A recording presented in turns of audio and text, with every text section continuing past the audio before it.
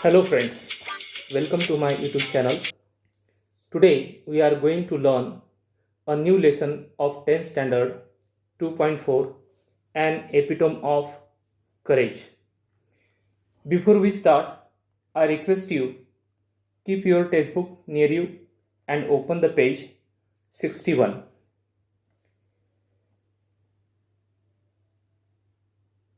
Let's start warming up section. Under this section, chit chat. Here, a strange truth, एक विलक्षण सत्य, is given here. We have to discuss on that strange truth. The strange truth is, handicapped are those who refuse to take up challenges even with all their senses and physiology in perfect condition. Now, you should discuss on that strange truth. Here is an example. Let's listen. Handicapped are those who refuse to take up challenges even with all their senses and physiology in perfect condition. याचा अर्थ असा होतो की आपली ज्ञानेंद्रिय आणि शारीरिक कार्यक्षमता उत्तम असल्यावर सुद्धा चॅलेंजेस म्हणजे आव्हानं नाकारणे म्हणजे खरं अपंगत्व आहेत. Yes, I agree with the statement that disability is only the state of mind. The person who is physically fit and perfect but not ready to take up any challenges is the real handicapped. There are so many examples in the world about the great personalities who have achieved great success even being physically disabled. Taking up challenges depends on what goes on mind of the person who faces it and how he pursues it.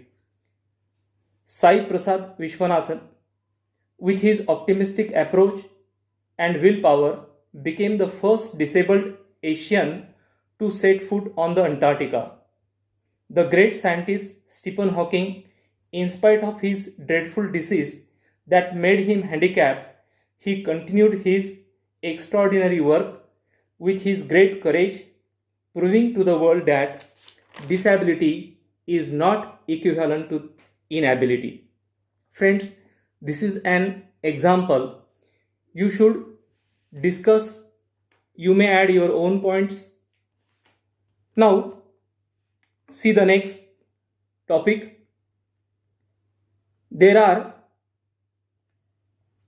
pleasant and polite ways of referring to people with physical and mental disabilities.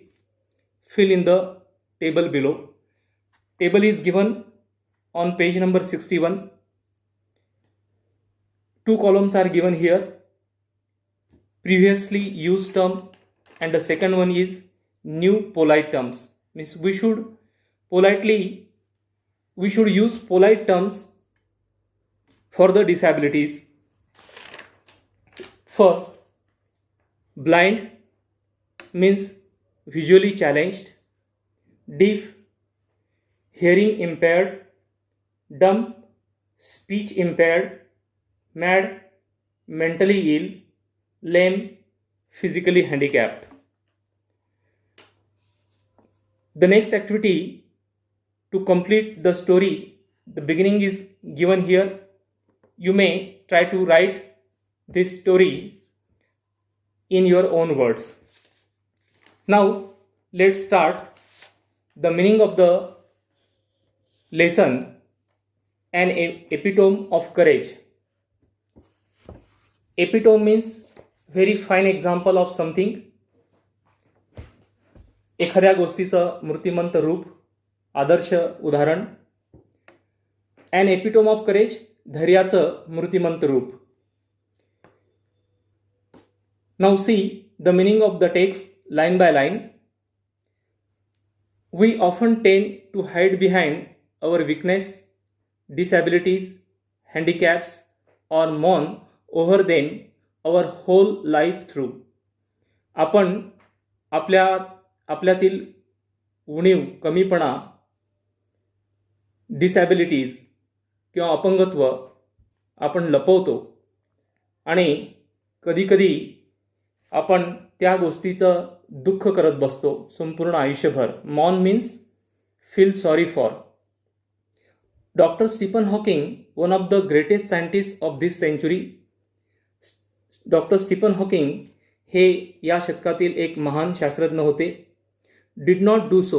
त्यांनी मात्र तसं केलं नाही. In spite of suffering from very rare and dreaded disease, doctor Hawking continued his research undaunted. दुर्मिळ अशा, भयानक अशा आजारापासून त्रस्त असून देखील त्यांनी आपलं संशोधन अविरतपणे चालू ठेवलं. His exemplary courage should inspire us to do our best even under trying circumstances. त्यांचं हे उदाहरण कसोटीच्या प्रसंगाला सुद्धा आपल्याला प्रेरणा देतं. Exactly 300 years after the death of the great scientist Galileo, doctor Stephen Hawking was born in Oxford, London on the 8th day of January 1942. महान शास्त्रज्ञ गॅलिलिओ यांच्या मृत्यूनंतर बरोबर 300 वर्षांनी डॉक्टर स्टीफन हॉकिंग यांचा ऑक्सफर्ड, लंडन येथे 8 जानेवारी 1942ला जन्म झाला.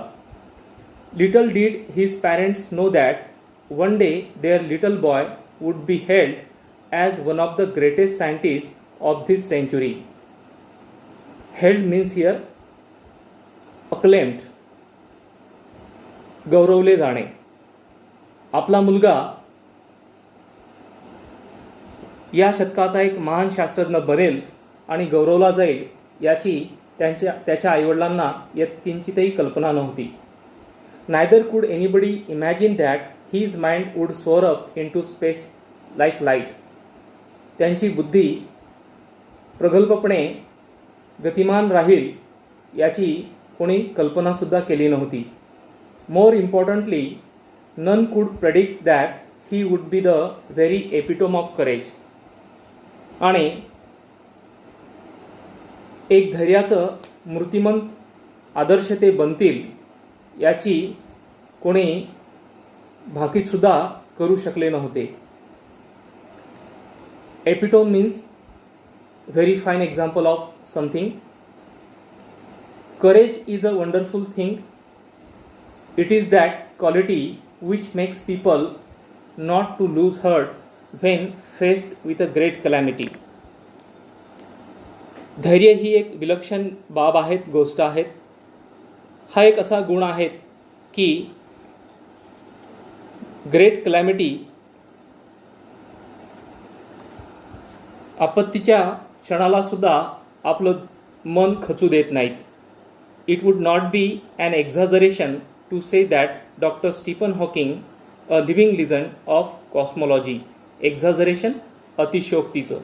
Cosmology, study of origin, development of the universe, विश्वनिर्मिती.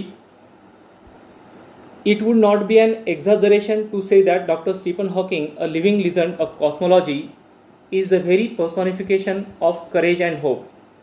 धैर्याचं आणि आशेचं एक मूर्तिमंत ते बनतील हे सांगणे, बनलेत हे सांगणे अतिशयोक्तीचं होणार नाहीत. Except his mind, his whole body is bound to a wheelchair thanks to a cruel quirk of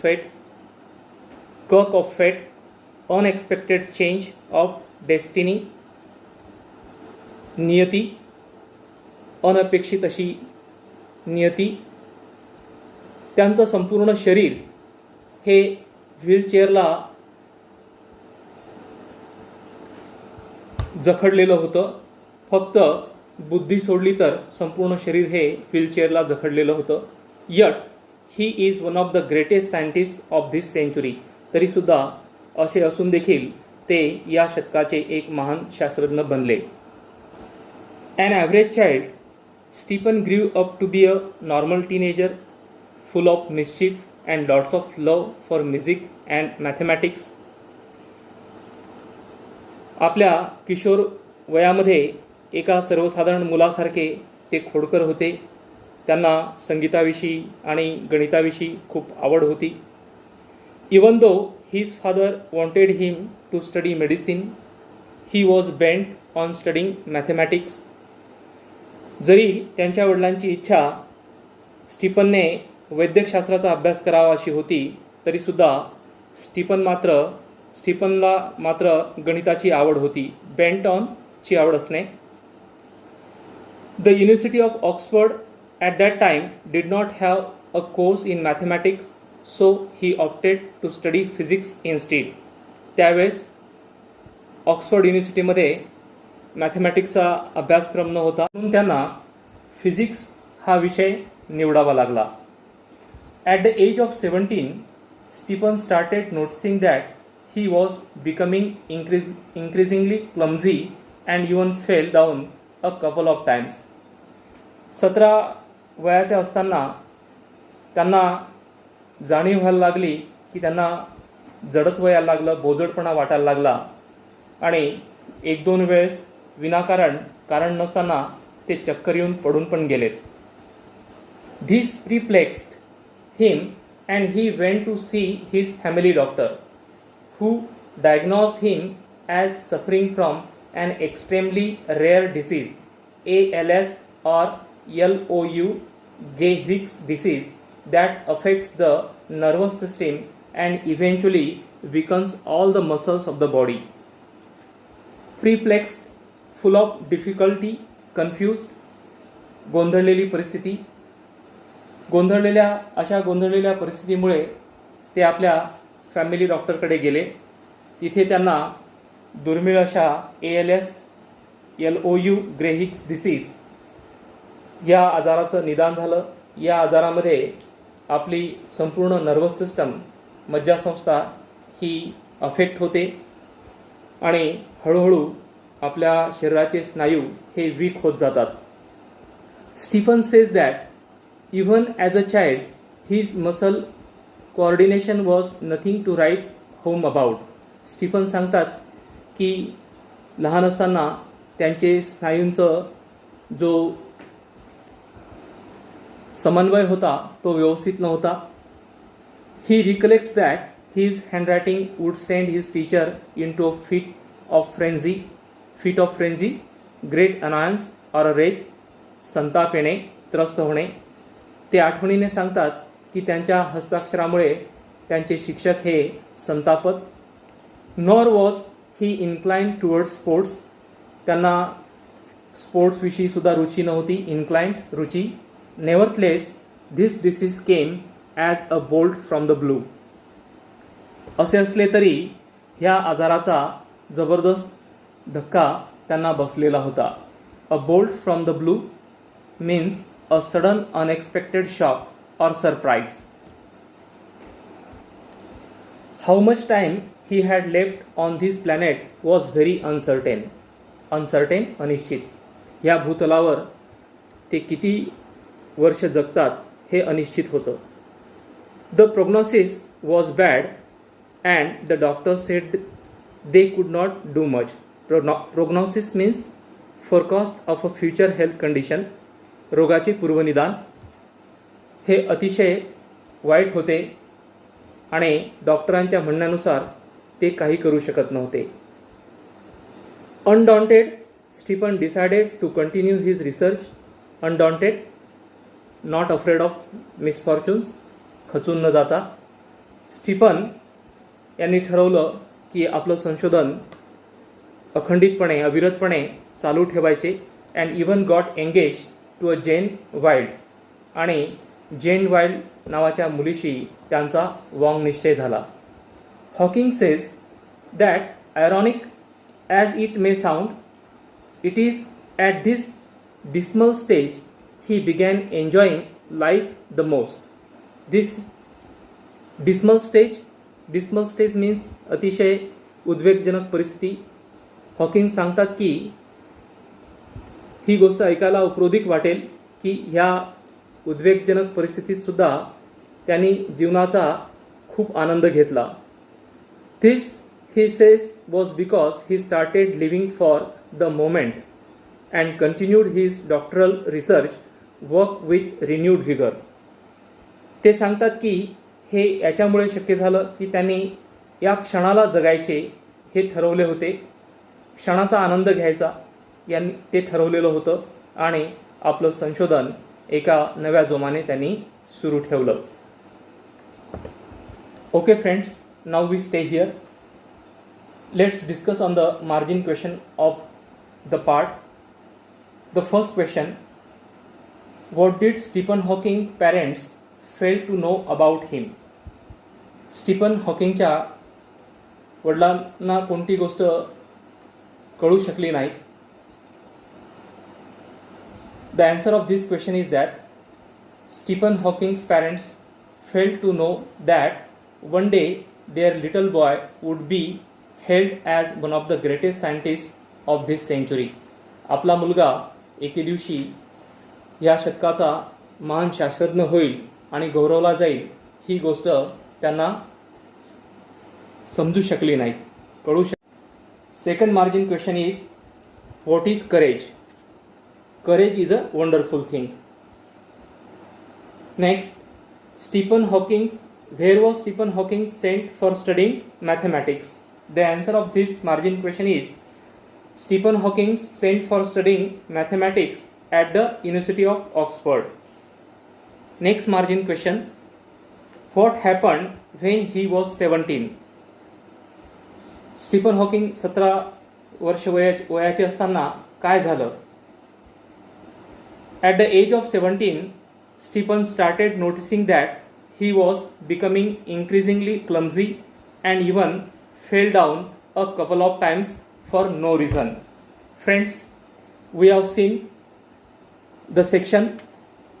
Now the remaining part we will see in the next video.